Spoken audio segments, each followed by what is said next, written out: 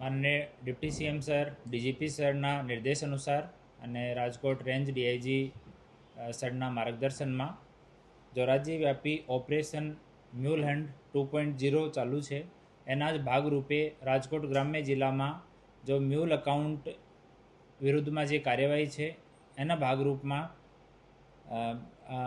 કાર્યવાહી હાથ ધરવામાં આવી છે, જેમાં કુલ 16 આરોપીઓ વિરુદ્ધમાં 8 એફઆઈઆર રાજકોટ ગ્રામ્ય જિલ્લાના પોલીસ સ્ટેશન્સમાં દાખલ કરવામાં આવી છે. આ 8 એફઆઈઆર જે દાખલ થઈ છે આ અકાઉન્ટ્સમાં ટોટલ 50,1930ની કમ્પ્લેન આ અકાઉન્ટ્સના વિરુદ્ધમાં હતી અને ટોટલ અમાઉન્ટ જો ઇન્વોલ્વ હતો આમાં સાયબર ફ્રોડનો 1,78,92,645 રૂપિયા છે.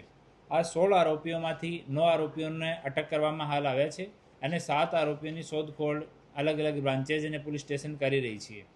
એ તમામ અકાઉન્ટ્સ જે છે એવા છે જો કિરાયા પર આપેલા અકાઉન્ટ હતા, સાયબર ફ્રોડ માટે યુઝ થઈ રહ્યા હતા અને બીજા સાયબર રિલેટેડ ગતિવિધિઓ માટે ઉપયોગ થઈ રહ્યા હતા.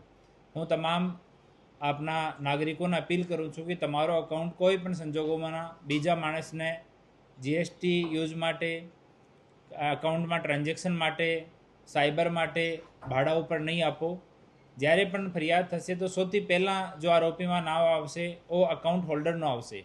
તો મહેરબાની કરીને કોઈ પણ પોતાનો અકાઉન્ટ બીજા માણસને નહીં આપે. પોતાનો અકાઉન્ટ તમે પોતે જ યુઝ કરો.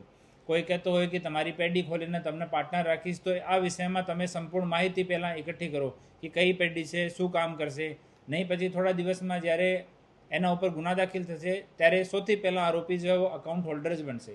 તો એની તમામ ચકાસણી તમામ આપણા નાગરિકો કરીને જ કોઈ બી ઓનલાઈન ટ્રાન્ઝેક્શન, અકાઉન્ટ ડિટેલ્સ છે એ તમામ શેર કરવી જોઈએ.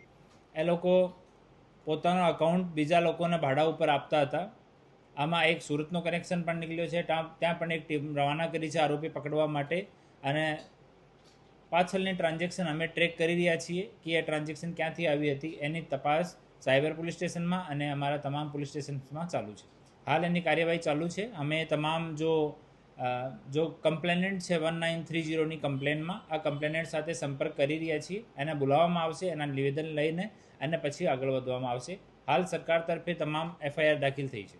અમુક આરોપીઓ છે કબૂલ કરી છે કે કુછ પાર્ટિક્યુલર 5-10 હજાર રૂપિયા મંથલી અકાઉન્ટ ઉપર એ લોકો અકાઉન્ટ ભાડે આપતા હતા.